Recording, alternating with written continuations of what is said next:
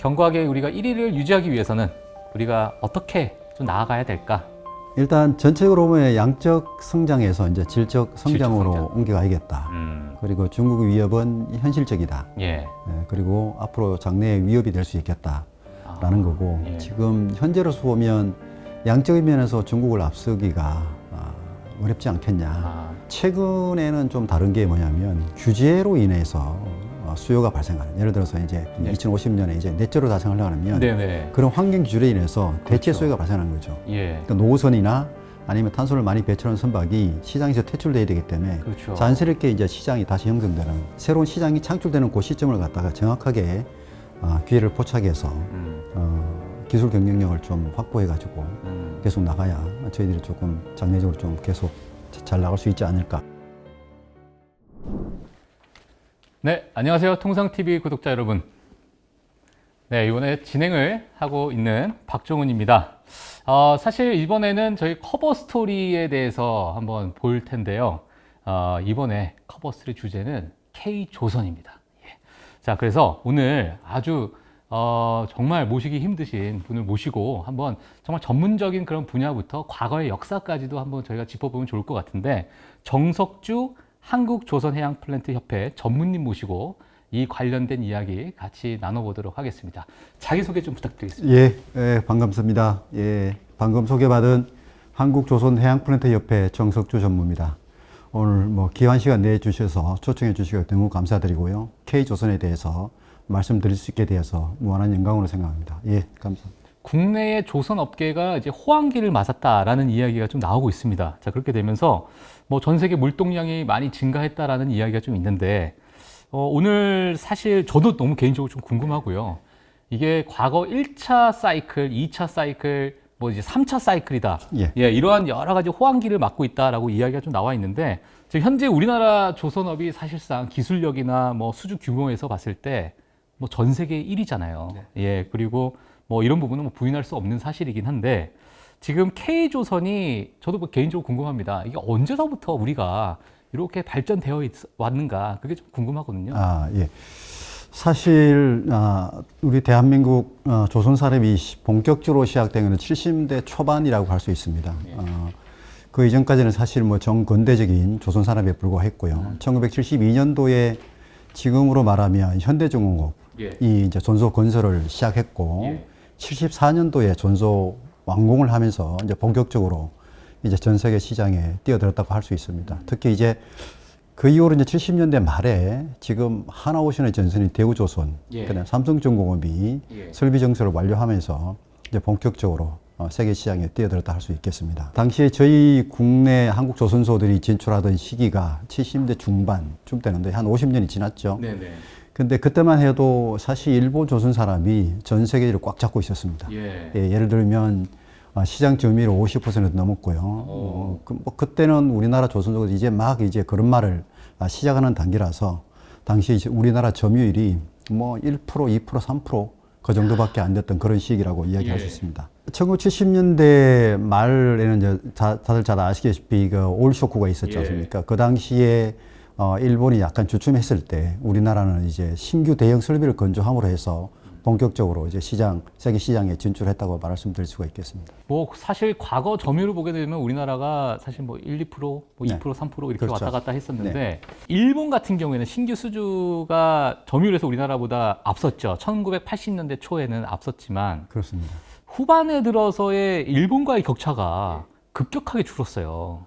그 이유가 사실 이제 80년대 사실상 말까지도 일본이 우리나라보다는 점유율 면에서는 좀 앞서고 있던 게 사실이었고요.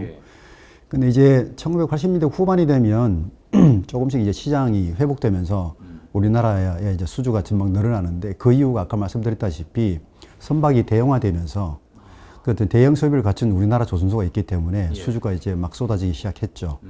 그때 이제 예를 들어서 1987년도를 보면 일본이 시장 점유율이 35%, 우리나라 30% 그렇게 줄어듭니다. 와, 근데 그게 그렇게 급격하게 그렇게 줄어들죠. 불과 70대 중반만 하더라도 뭐 2, 3% 하던 것이 우리나라가 뭐 30% 이상까지 달성하게 됨으로써 이제 격차가 확 줄어들죠. 80년대 초, 70년대 말에 설비 정설을 완료를 하면서 대형설을 수주할 수 있는 대형선을 수주할 수 있는 그런 여건이 마련됐다고 할 수 있습니다. 그래서 이제 당연히 이제 생산성은 올라갈 뿐만 아니라 그렇죠. 뭐 값싼 노동력을 포함해서 생산성이 향상되고 설비 공정도 자동화되고 이렇게 해서 우리 수주를 많이 점유를 하게 됐죠.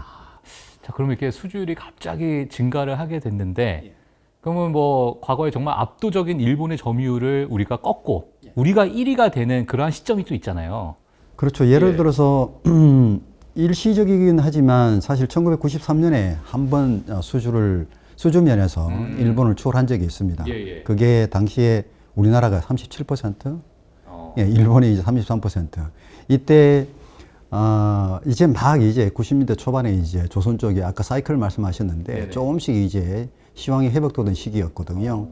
이제 그러다가 그 이후에 이제 계속적으로 이제 일본하고 한국이 이제 엎치락 뒤치락을 했었죠. 이제 그러다가 이제 본격적으로 우리나라가 이제 수주량이 앞서기 시작한 1999년, 뭐 2000년 이후로 갈 수 있습니다. 근데 그 앞전 사항을 조금 말씀드리면, 사실 이제 1993년도에 아까 말씀드렸지만, 뭐 일시적으로 한번 일시했지만, 사실은 1990년대 후반에 우리나라가 그 조선 산업 합리화 조치가 있었는데, 그게 이제 그전에는 이제 공급 과잉 상태에서 전 세계 시장이, 그래서 이제 설비 정서를 억제해 왔는데 그걸 해제를 시켰습니다.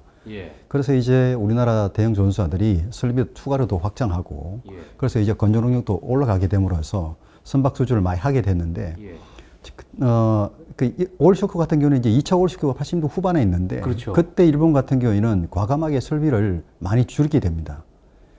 줄이게 되고, 그 다음에 이제 선종 같은 경우도 나중에 설명을 드릴 테지만, 그러니까 쉽게 건조할 수 있는 벌크 손질을 했기 때문에, 대부분, 뭐 탱커선이랄지 컨테이너 선박들이 우리나라 존소로 많이 발주를 하게 된 그런 요인이 됐죠. 이제 그런 요인 때문에 우리나라 조선소들이 1980년대 후반부터 1970년부터 계속적으로 시장 점유를 확대하게 됐죠. 그러니까 뭐 그때 당시 일본 벌크선, 뭐 소위 얘기하면 뭐 곡물, 광물 이런 그렇죠. 것들을 싣는 그런 화물선이죠, 보통. 화물선인데 그 부분에서 우리나라가 약간 경쟁력을 좀 차지해서 좀 올라가는 뭐 그렇죠. 그러한 시점이 됐던 부분이네요. 또 하나 말씀드릴 수 있는 것은 사실 이제 우리 다른 제조업도 마찬가지겠지만 그 아주 양질의 인력들이 많이 이제 존소로 유입이 되기 시작했는데, 예를 들어서 1990년만 하더라도 우리나라 전체 조선 인력이 한 5만 4천 명밖에 안 됐거든요.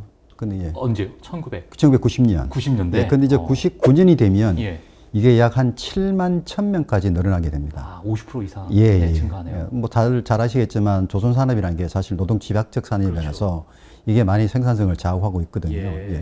그거와 더불어 이제 뭐 기자재의 국산화를 많이 촉진하고 이제 국산화율을 제고하기 위해서 정부에서 과감한 지원을 통해 가지고 그런 것들이 한데 어우러져서 그다음에 그 기업의 어떤 설비 확장을 통한 어떤 과감한 투자 이런 게 통해서 여러 가지 뭐 경쟁력을 가졌다고 할 수 있겠습니다.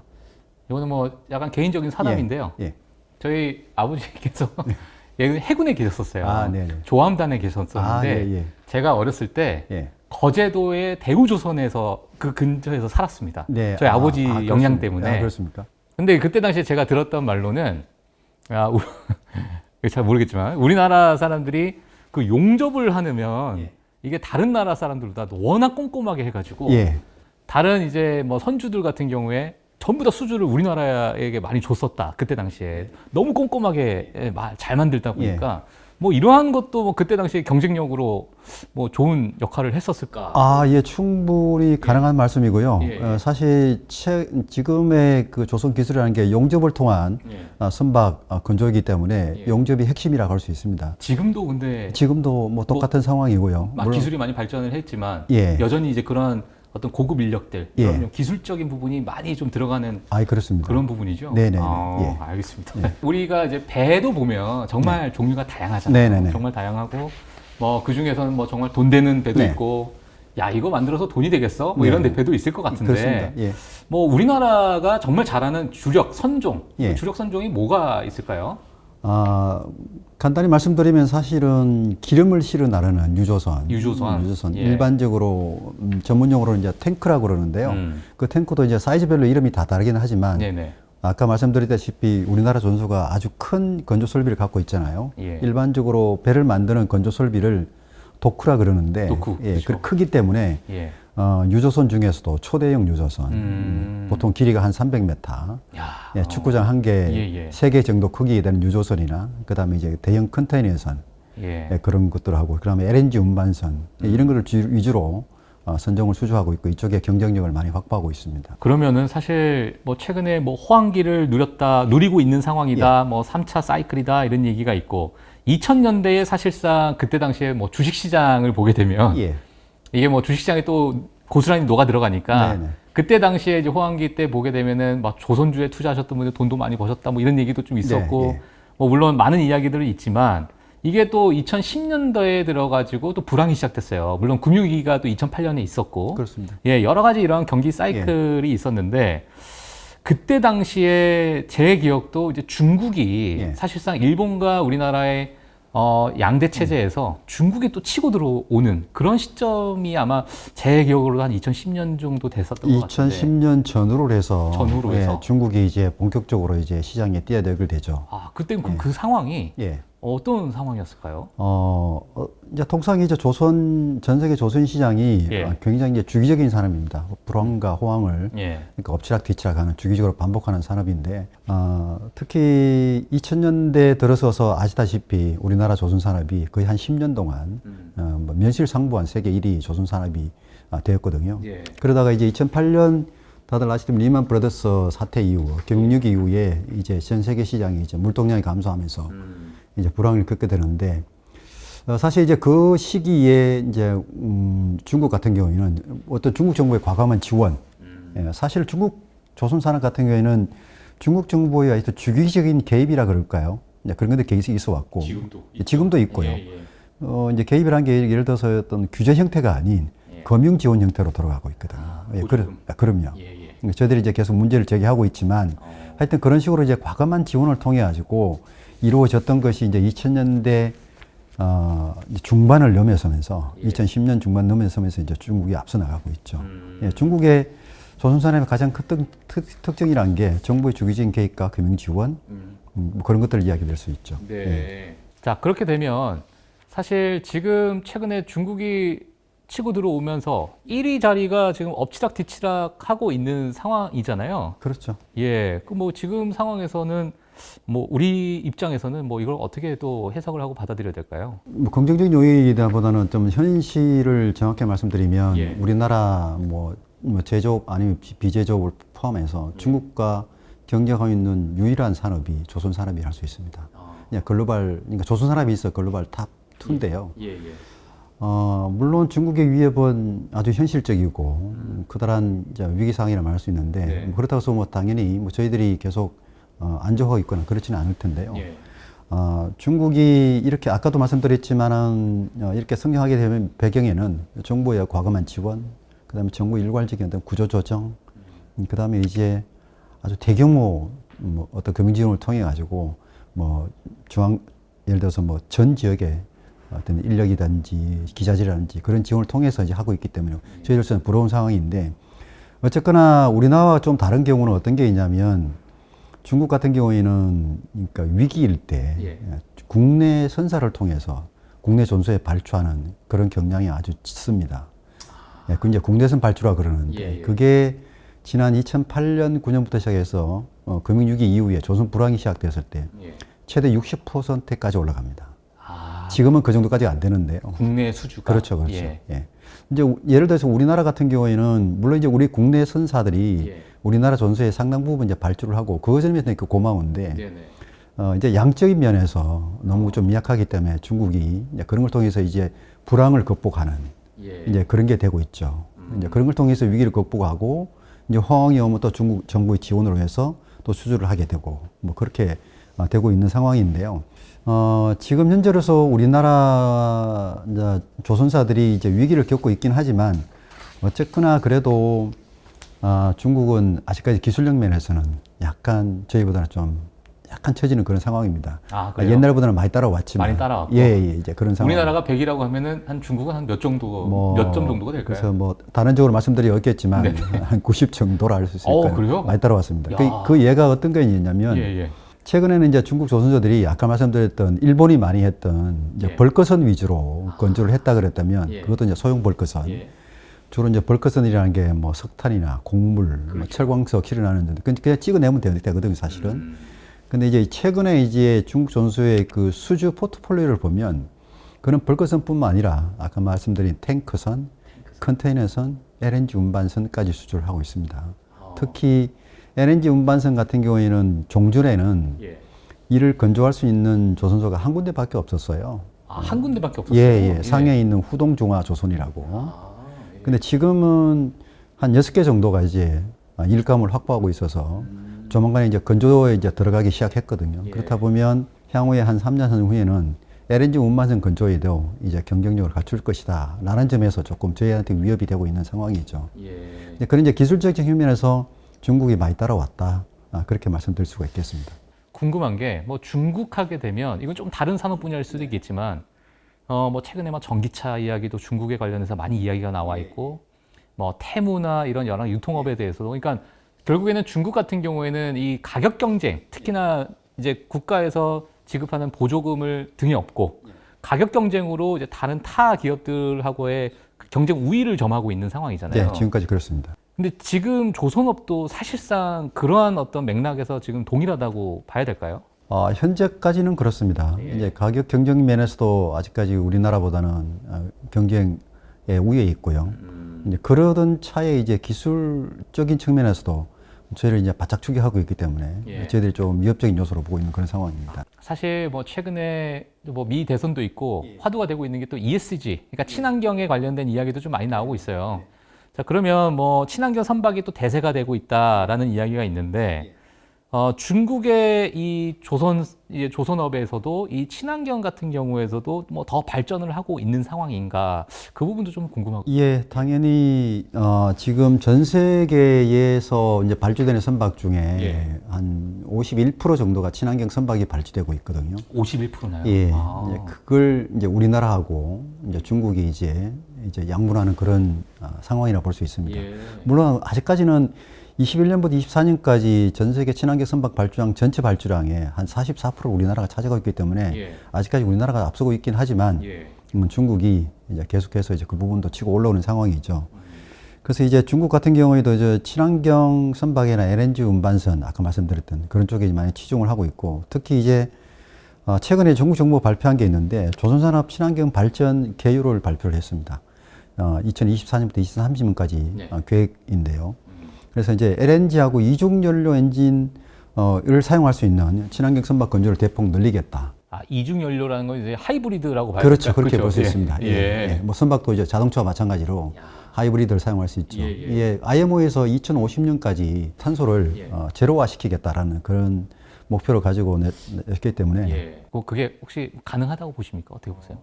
가능하는 쪽으로 이제 가야 되는데 쉽지만은 않을 것이다. 쉽지만은 않다. 근데 오히려 이제 그런 것들이 우리나라에 좋은 기회가 될 수 있다. 우리나라 조선소로 입장에 봐서는. 그래요? 네네. 예를 들어서 중국도 이런 친환경 선박 비중을 향후 30년까지 50%까지 늘리겠다는 그런 과감한 아주 전략적이고 이제 야심찬 계획을 내세우고 있는데 우리나라도 똑같다고 이야기할 수 있습니다. 특히 우리나라 같은 경우에는 LNG 운반선뿐만 아니라 LNG 연료로 추진하는 컨테이너선 그 다음에 이제 암모니아 추진 운반선, 그럼 나중에 전국에는 수소 운반선도 이제 만들어내야 되는 그런 상황이 있거든요. 수소는 또 우리나라가 또 강국 아닙니까? 네, 그렇습니다. 근데 아직까지 이제 수소가 가지고 있는 여러 가지 어떤 위험성이랄까 그런 거이기 때문에 아직 연구가 진행 중인데, 아까도 말씀드렸지만 그 해운 산업에 있어서 넷제로를 달성하기 위해서는 친환경 스마트 선박으로 가는 게 필수적인 거거든요. 지금도 많이 와 있고. 그렇다 보면 종래 우리나라가 가지고 있는 기술력을 조금 더 높여야 되지 않냐라는 생각인데 결국 조선산업이라는 게 저는 그렇게 봅니다. 이게 두 축인데요. 하나는 인력이고 하나는 기술. 근데 이제 아시다시피 우리나라가 이제 인력 문제에 약간 도입을 하는데 좀 어려움을 겪고 있지 않습니까? 그러니까 지금 사실 울산이나 거기 가보면 외국인들이 정말 많다. 그렇죠. 그리고 이제 우리나라 국내에 많은 고급 인력들이 사실상 급여 문제도 좀 있고, 그렇죠. 요즘 인플레이션 시대에 뭐 여러 가지 좀 내용이 좀 있는 것 같은데 예. 뭐 그거 어떻게 해결이 좀 되고 있나요? 뭐 어떻게 봐야 되나요? 일단 인력 문제는 어떤 정부의 시의적절한 지원과 예. 그다음에 이제 우리 조선소의 뭐 아주 끊임없는 노력을 통해 가지고 아. 이제 외국인의 문호를 개방가지고 예, 예. 일단 기능 인력 측면에서는 급한 불은 껐다고 말씀드릴 수 있습니다. 아, 급한 불은 좀 껐다. 예, 예. 혹시나 기술을 배우고 예. 그 고급 인력이 또 자기네 나라로 가는 건 아닙니까? 그럴 수도 있겠습니다만은 뭐 우리나라 인력도 꽤 많이 있기 때문에 아. 그 부분은 뭐 크게 걱정을 안 하셔도 되는데 예. 이제 장기적으로 뭐 잘 아시다시피 우리나라 전체 인구가 감소하기 때문에 그렇죠. 조선사업으로 인력이 유입되지 않는다면 예. 그런 부분들은 좀 장기적으로 이제 고민을 하거나 예. 계획을 조금 세워봐야 될 것으로 보입니다. 알겠습니다. 예, 예. 사실 과거에는 어떤 인력 집약적인 이제 산업이었는데 최근에 뭐 여러 가지 AI다 뭐 이런 기술력도 많이 도입이 되고 있는 것 같아요. 근데 이 조선 선박에 있어서는 이러한 기술력 이게 기술적인 부분이 많이 적용이 되는 산업 분야는 좀 아닐 거라고 저는 개인적으로 생각이 들긴 하는데 조무님께서는 어떻게 지금 보고 계시나요? 이런 선박 과정에서나 뭐 자동화나 이런 시스템적으로 많이 구축이 되고 있는가 이런 부분이 좀 궁금하거든요. 근데 그 일반인들 시각에서 보면 예. 뭐 자동차나 소프트웨어 같이 그렇게 뭐 빠르게 발전하고 있지 않다 그렇게 생각이 드는데 예.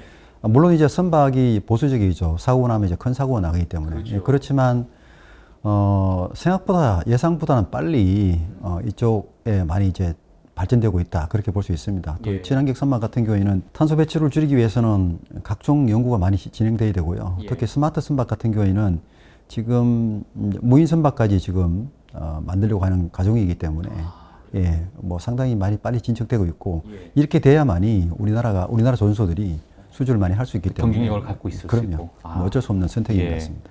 사실 뭐 중국 추격이 정말 무서운 상황입니다. 예, 예. 하지만 우리나라가 지금까지 견고하게 뭐 물론 엎치락뒤치락 한 부분도 있었지만 예. 견고하게 우리가 1위를 유지하기 위해서는 우리가 어떻게 좀 나아가야 될까? 일단 전체적으로 보면 양적 성장에서 이제 질적 성장으로 성장. 옮겨가야겠다. 그리고 중국 위협은 현실적이다. 예. 예, 그리고 앞으로 장래에 위협이 될 수 있겠다라는 거고 예. 지금 현재로서 보면 양적인 면에서 중국을 앞서기가 어렵지 않겠냐. 규모로 이제 규모로는 안 나오니까, 되니까요. 예. 예, 그래서 이제 다만 이제 그 선박이나 조선 시장이 그러니까 수요를 창출하는 게 보통 아주 이제 기본적으로 원칙적으로는 이제 경제가 발전하고 무역량이 늘어나서 물동량이 늘어나서 수요가 발전해서 배가 필요한 그런 사람인데 네. 최근에는 좀 다른 게 뭐냐면 어떤 규제로 인해서 수요가 발생하는 예를 들어서 이제 IMO가 아까 말씀드렸듯이 네. 2050년에 이제 넷제로 달성하려고 하면 네네. 그런 환경 규제로 인해서 대체 그렇죠. 수요가 발생하는 거죠. 예. 그러니까 노선이나 아니면 탄소를 많이 배출하는 선박이 시장에서 퇴출돼야 되기 때문에 그렇죠. 자연스럽게 이제 시장이 다시 형성되는 아. 그런 시기가 계속 진행되고 있고요. 예. 앞으로도 계속 될 거라서 예. 이제 그런 점에 우리가 어떤 새로운 시장이 창출되는 그 시점을 갖다가 정확하게 기회를 포착해서 기술 경쟁력을 좀 확보해가지고 계속 나가야 저희들이 조금 장래적으로 좀 계속 잘 나갈 수 있지 않을까. 그러니까 질적 성장이 좀 필요하고 그렇죠. 기술적으로 앞으로 여러 가지 규제를 통해서 나오는 그런 부분에서 우리가 경쟁력을 좀 예. 가져가야 된다. 그렇습니다. 여러 가지 이야기를 하게 되면서 3차 호황기다라는 이야기가 예, 좀 예. 있었잖아요. 예. 보통 지난 1차와 2차의 호황기를 보게 되면 약 한 5년에서 6년 정도의 네네. 호황기를 좀 가졌었는데 지금의 이 호황기도 어느 정도는 좀 이어질 것으로 좀 보여집니까? 어떻게 보세요? 예, 지금 3차 뭐 호황기, 3차 뭐 슈퍼 사이클 그런 이런 이야기가 나오고 말들이 있죠. 있는데 예, 예. 뭐 그 점에 대해서 제가 어떻게 확 이거다라고 말씀드릴 수 없는데 예. 종래의 다른 형태로 추세로 시장이 조금 확대되고 있는 그런 상황이라서 과거와는 약간 좀 성격이 좀 다른 그렇죠. 그러니까 선박이나 조선 시장도 수요 공급이 이제 되게 되는데 경제 성장에 따른 거지만 지금은 아까 말씀드린 친환경 기준에 있는 대체 수요가 발생해서 가는 거기 때문에 예. 뭐 다른 어떤 경제 위기가 오면 어떻게 될지 모르는 상황이지만 예. 현재로서 뭐 국내 전문가들이나 저도 마찬가지지만 네네. 뭐 전망이 한 2030년까지는 현재 추세를 좀 가지 않을까라는 좀 그런 어떤 낙관적인 긍정적인 좀 시각을 가지고 있는 건 사실입니다. 자, 오늘 사실 뭐 K조선의 역사도 너무나도 자세하게 잘 설명해 주셨고요. 또 중국의 추격, 무서운 추격이 있는 상황이기 때문에 K조선에 대한 대응 방향에 대해서 좀 말씀을 해주셨는데 오늘 전무님께서 또 나오셔가지고 좀 좋은 말씀 해주셨는데 소감 한마디 좀 부탁드리겠습니다. 예, 우선 우리나라 조선 산업에 대해서 말씀드릴 수 있게 돼서 되게 개인적으로 영광이었고요. 제가 하나 말씀드릴 수 있는 거는 아직 우리나라 조선 산업이 경쟁력이 충분히 있다. 충분히 있다. 예, 그리고 이제 중국 후발주자들이 없는 상황입니다.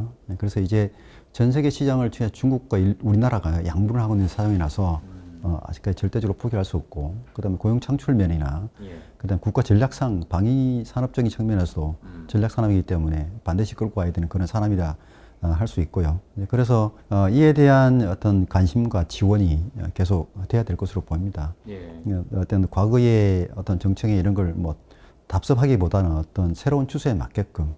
근데 하나 아쉬운 거는 예를 들어서 아까도 말씀드렸지만 친환경 스마트 선박 이런 시장이 굉장히 많이 확대되고 있는데 아직까지 조선 산업이 국가 전략 기술에는 포함되어 있지 않습니다. 자동차나 반도체 이런 건 돼 있는데 아까 고수직이라는 섬이라는 말씀드렸지 않습니까? 그래서 기술력이 좀 덜할 것이다라고 했는데 지금 기술 경쟁이 굉장히 치열합니다. 중국, 일본.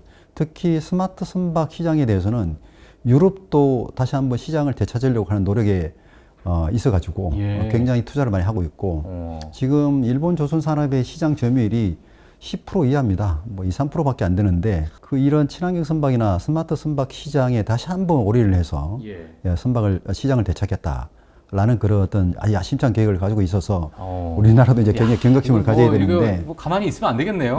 그래서 이제 중국의 커다란 위험뿐만 아니라 우리 예전에 이제 경쟁국이었던 일본도 굉장히 이제 조심해야 되고 전략을 세워야 될 것 같습니다. 특히 이제 최근에 중국은 아주 굉장히 좀 추가 설비 확장을 통해 가지고 전 세계 시장을 쓸어 담는 그런 상황을 우리가 보고 있는 상황인데요.